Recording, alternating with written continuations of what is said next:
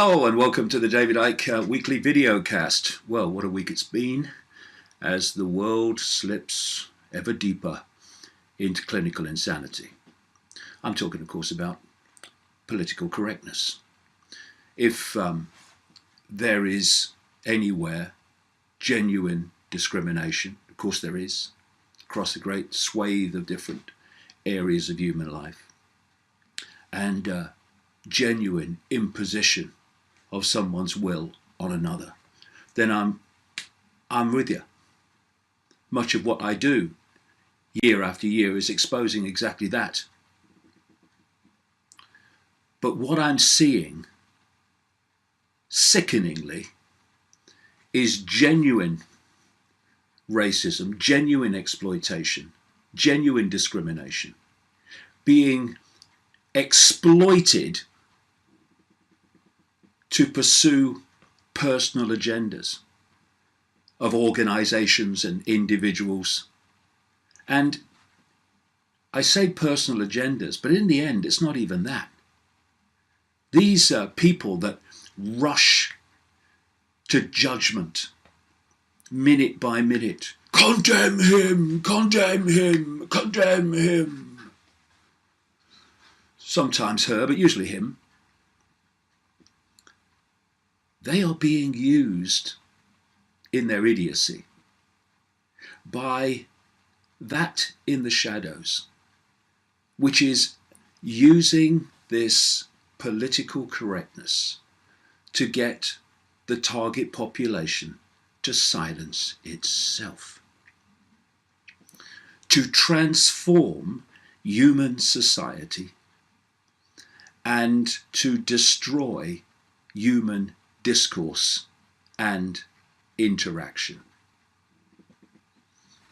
And day by day, hour by hour, that is now quite obviously what is unfolding. We have reached the point where a clothing firm, H&M,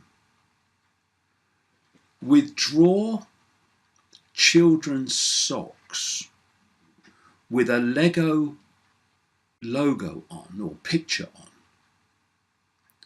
because it is claimed, and the picture is of a Lego man with a drill. It is claimed that if you turn the socks upside down, then it can be misconstrued the way it is drawn to be the Arabic script for Allah.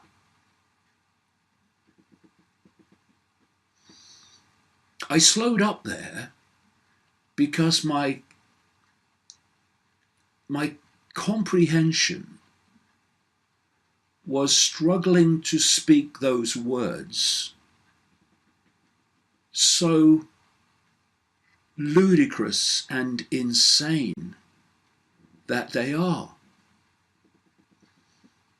But in this world of madness, it is true. We have black parents of a little black boy in Sweden having to flee their home because another H&M piece of clothing, a t-shirt, had words on that the masses of politically correct moronic people construed to be racist. And that's kind of an important point.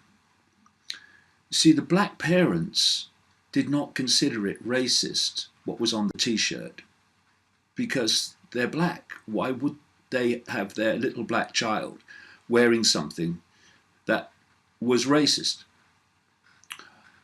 But the reason they had to flee their home, because of the backlash from the morons, is because the people directly affected by this alleged discrimination don't matter.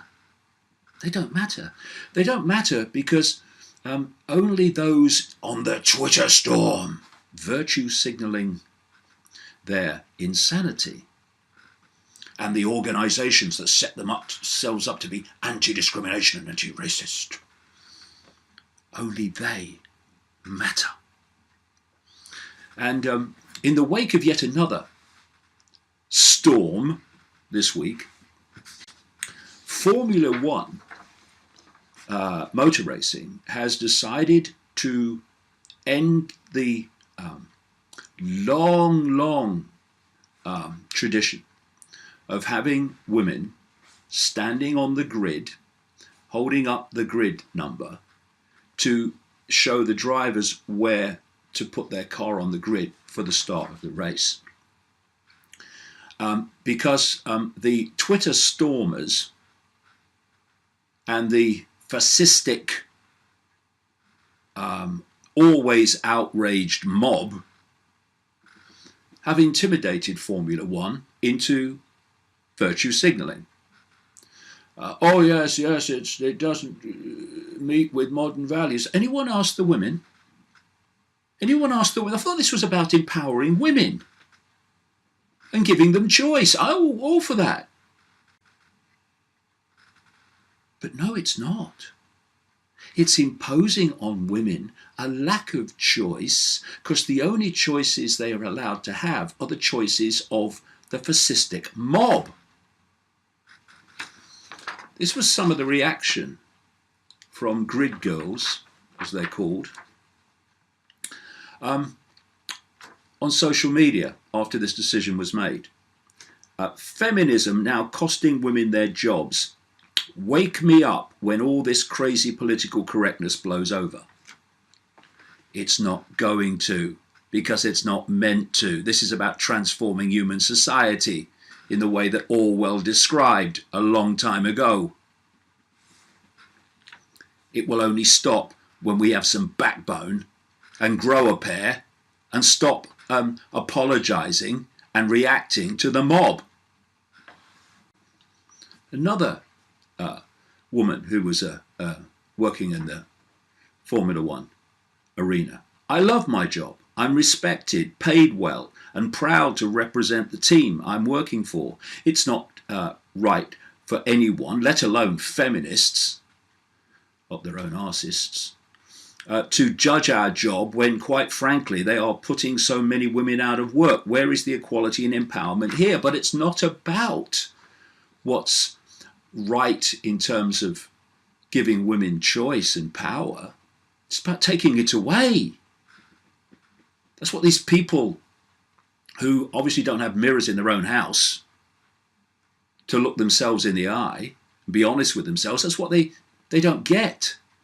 They think they're social justice warriors when they're destroying it.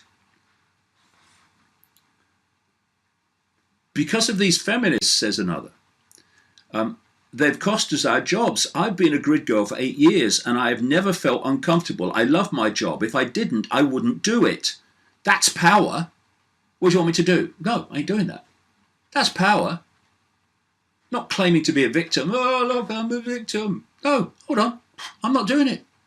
I was talking to a lady this week. Funnily enough, this is the thing. This is the thing with all of these things. This is tyranny, psychological fascism by the minority on the majority. Because when you see all this stuff in the papers, oh, there was a Twitter storm, there was outrage, there was a backlash. When you talk to the general population, as I had at every opportunity in the last week about this, they're going, it's crazy. What are they talking about? What's wrong with it? But these people don't reflect the majority. They reflect their own prejudices, their own discrimination, ironically, their own racism and sexism. So the inevitable has happened, says this last one. Formula One grid girls have been banned. Ridiculous that women who say they are fighting for women's rights, they're not.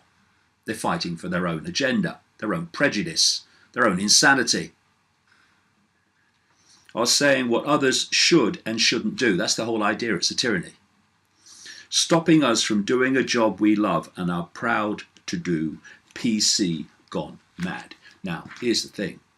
PC is mad. It's another form of madness because it has no balance. And, you know, we've had this week in Britain government ministers refusing to be interviewed on a BBC radio programme by a guy called John Humphreys, a veteran presenter, because of some private remark caught on a live mic, making a joke about gender equality pay at the BBC. It was a joke. But no, government ministers, virtue signal, because this is what happens. Once the tyranny gets a grip, as it has, everyone becomes terrified of the tyranny. They become terrified of becoming called racist or sexist or discrimination or anti-transgender, genderphobic and all this stuff. And therefore, they serve the master who hands out the decree of who is racist and who is sexist and who is transphobic. And that's how the tyranny works. And ironically, the tyranny promotes itself as being anti-racist, anti-sexist, anti-discriminatory. And what I see are anti-hate people and groups screaming with hate on their face. I see inclusion groups excluding anyone who doesn't agree with them. I see anti-discrimination groups discriminating willy-nilly all over the place. And this is the crazy, mad, inverted world that we live in. And if we don't, like I say, grow a pair and a bit of backbone and say, up yours, darling, or up yours, mate, or whatever phrase we use. We're not being intimidated by you, whether we're a man, a woman, whatever, doesn't matter. All different areas of society are being discriminated against by these groups and being imposed upon by these groups. And we need to come together. Men, women, whatever, however people see themselves, and say, we're not having our discourse and our opinions dictated by the mob. Another story this week. Gasp for breath again. It involved an organisation I've come across called Kick It Out, which is an organisation started to address racism in football. Fine, good. There shouldn't be any racism in football. But then it expanded its brief and became something campaigning against any kind of discrimination in football. So they got more power, more influence. And I came across it because there was a anti-Zionist or anti-Zionist, ultra-Zionist, very pro-Zionist hate group, in fact, two of them, who were trying to get Manchester United Football Club to ban a book launch event late last year, my new book. And they weren't getting anywhere, really. And then up pops this Manchester MP called Kate Green, and she contacts Manchester United, and this Kick It Out got involved. And Manchester United, on the very day of the event, just pulled it, causing massive disruption to the audience who were coming, many from long distances, and many who were supporters of Manchester United. And Kick It Out went on social media after they denied my freedom of speech at Manchester United. What a glorious victory.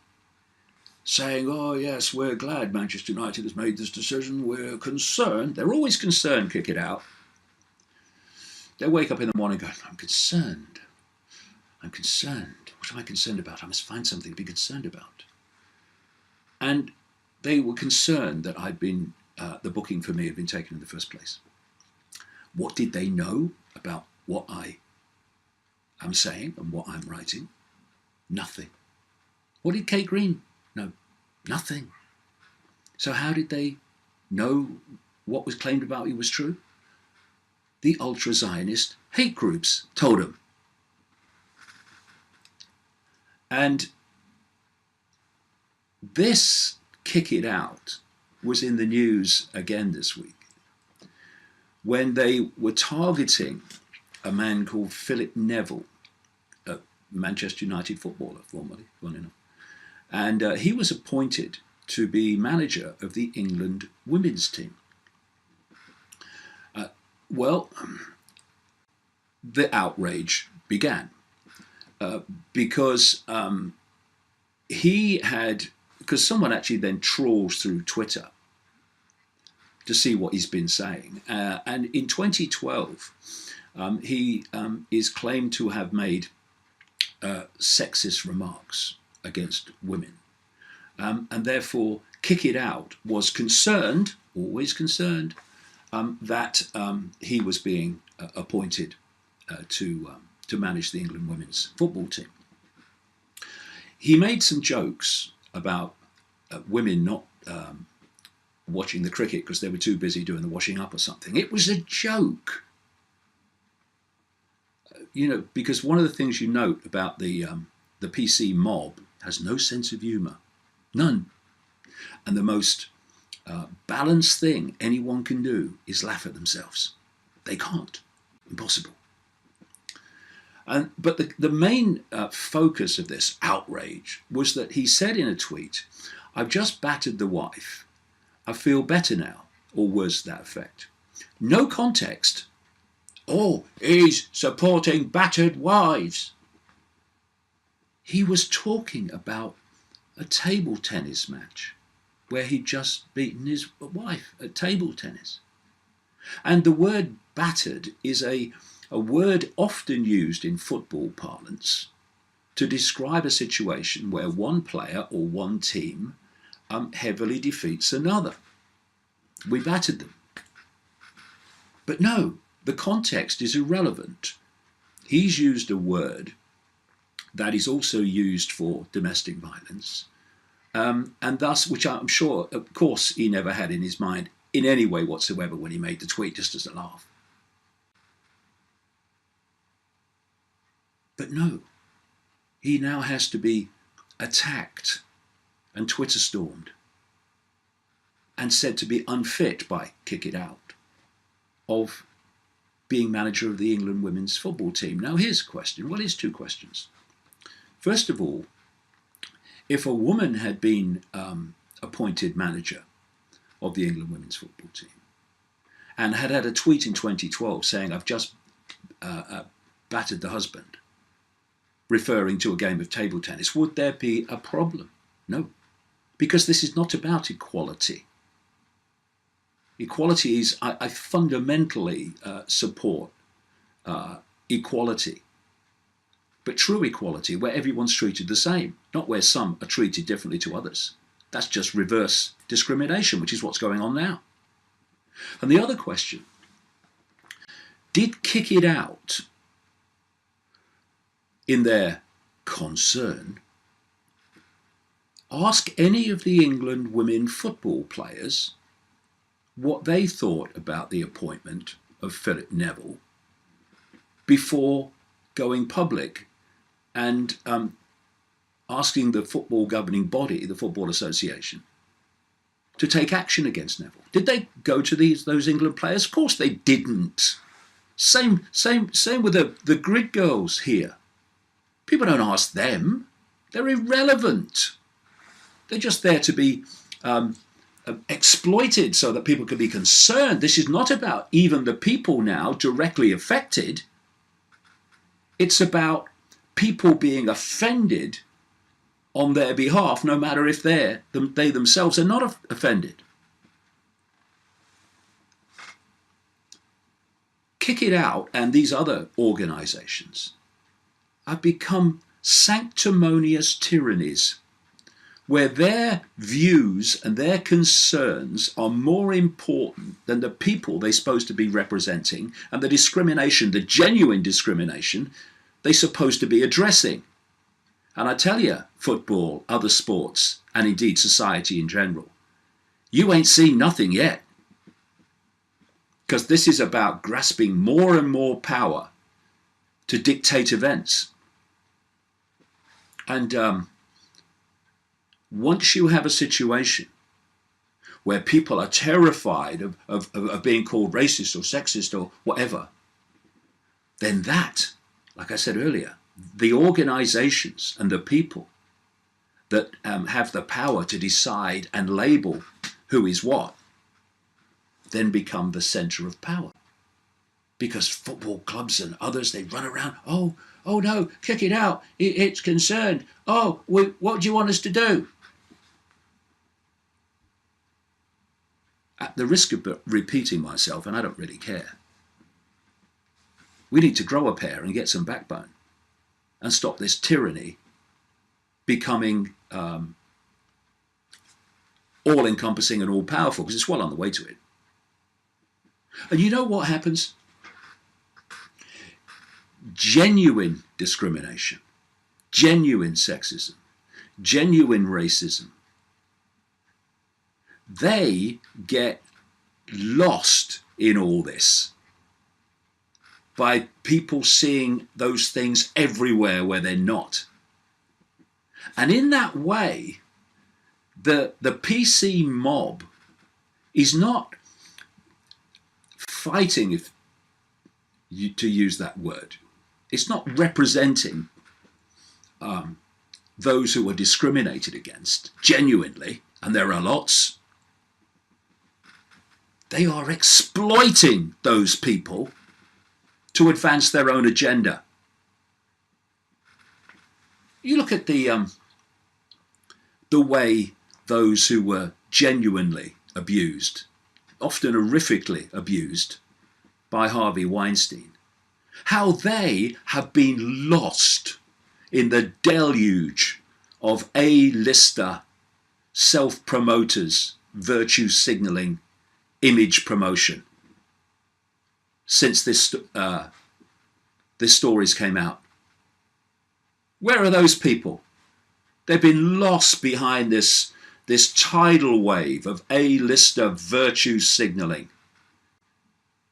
People like Oprah Winfrey, Meryl Streep, friends of Harvey Weinstein who did nothing year after year after year, now don their black dresses and cling to the bandwagon, promoting their Me Too self-purity. Oh, look, I've got my black dress on. You know, me too. Does my bum look big in this? Pathetic. And you see this everywhere.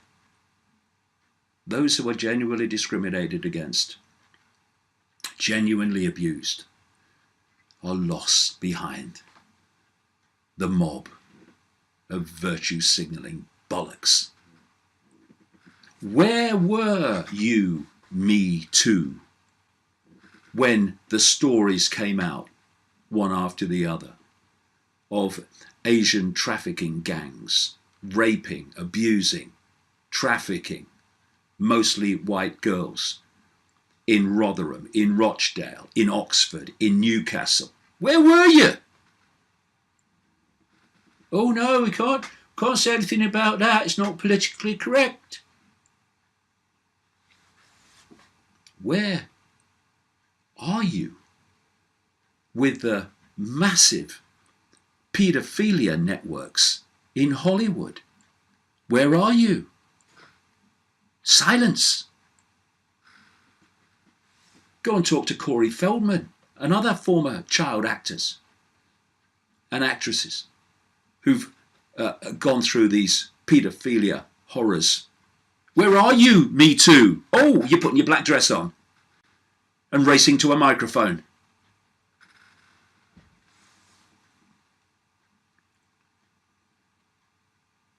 And then, something else this week.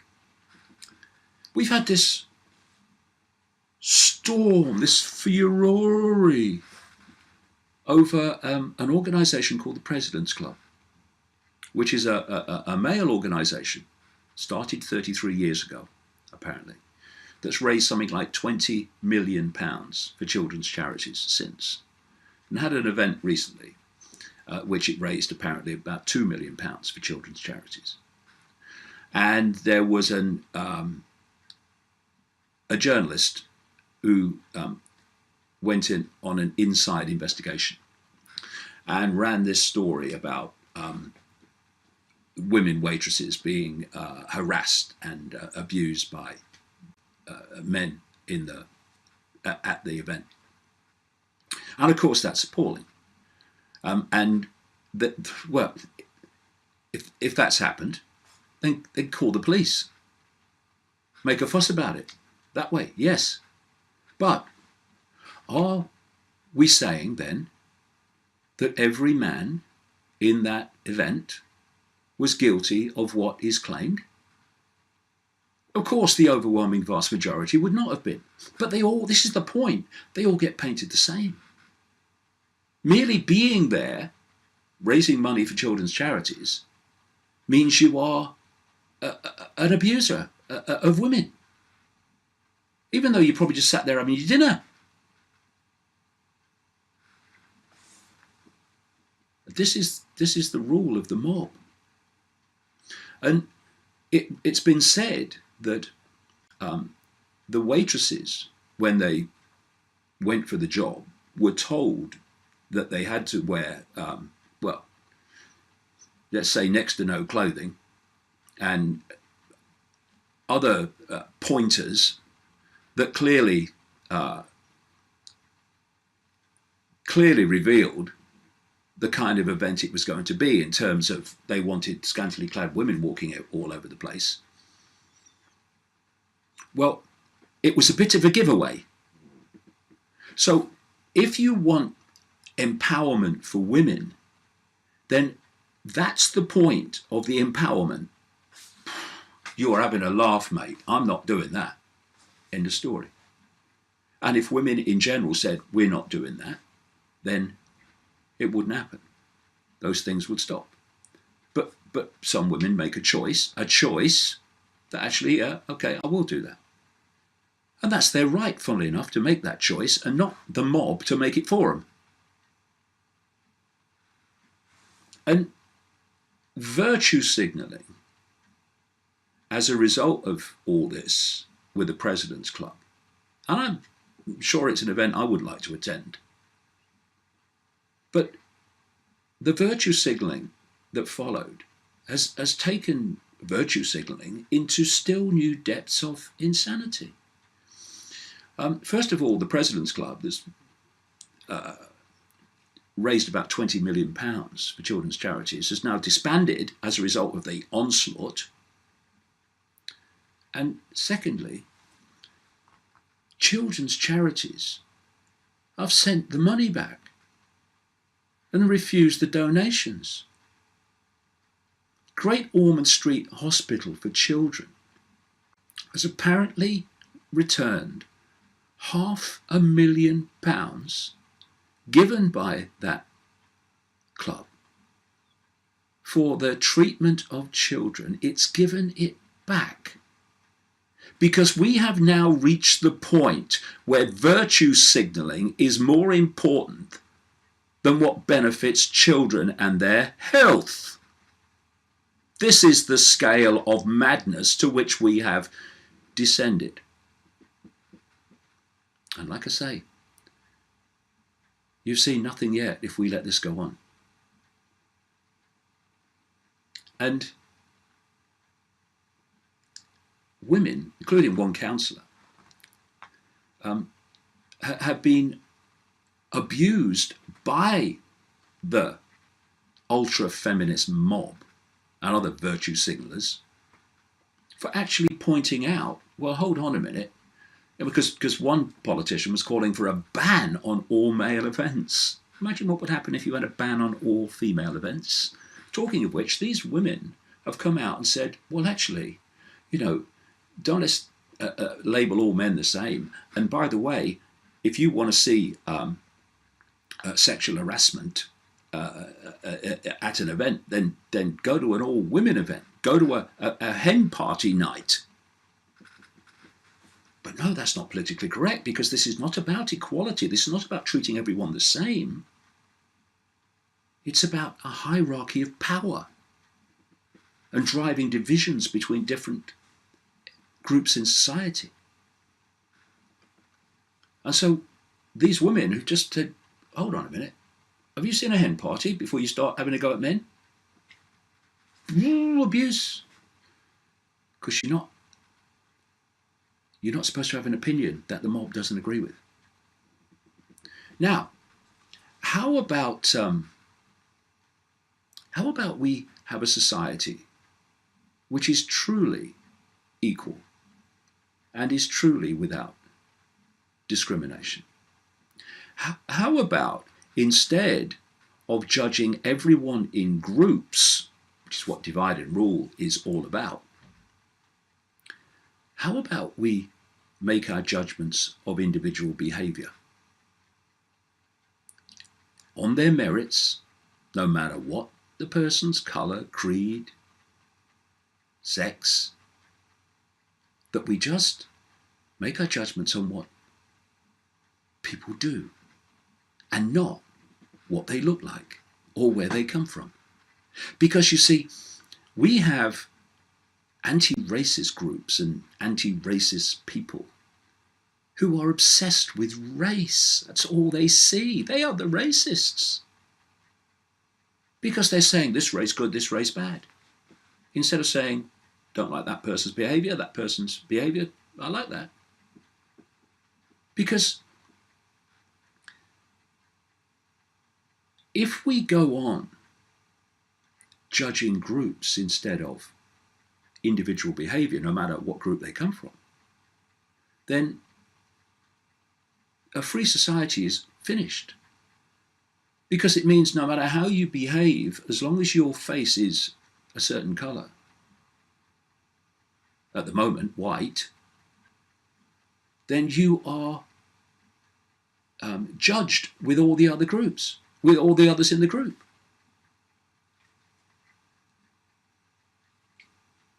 And this is a dreamland for the divide and rulers. Are we saying that there are no deeply unpleasant women, no deeply unpleasant men, no deeply unpleasant Jewish people, Muslim people, Asian people, Chinese people, while at the same time there are lovely women, lovely men, lovely Jewish people, lovely Asian, Muslim, Chinese people. And that because they have the same racial or sexual background does not mean they're all the same. It's their individual behavior we should be looking at, not the groupthink, which is what this hidden hand is exploiting through this moronic mob to transform human society and set human society against itself.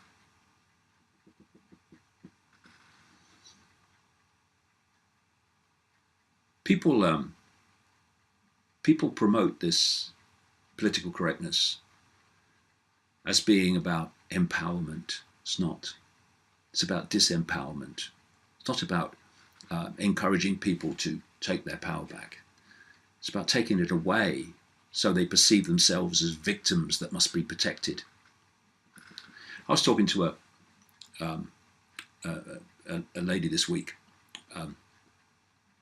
as I was mentioning earlier, and she said how appalled she was by this reaction against men, and the fact that she was working as a waitress in a well, it was actually a football club restaurant.